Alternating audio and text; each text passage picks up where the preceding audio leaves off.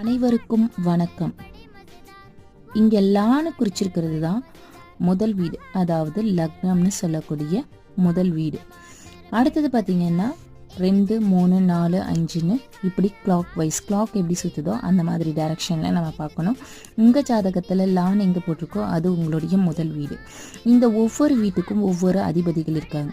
அந்த ஒவ்வொரு வீட்டுடைய அதிபதிகள் காமனாக எல்லாருடைய ஜாதகத்துலேயுமே இந்த வீடுன்னு எடுத்துக்கிட்டால் அது செவ்வாயினுடைய வீடு தான், இந்த வீடுன்னு எடுத்துக்கிட்டால் அது சுக்கிரனுடைய வீடு தான், இந்த வீடு புதனுடைய வீடு.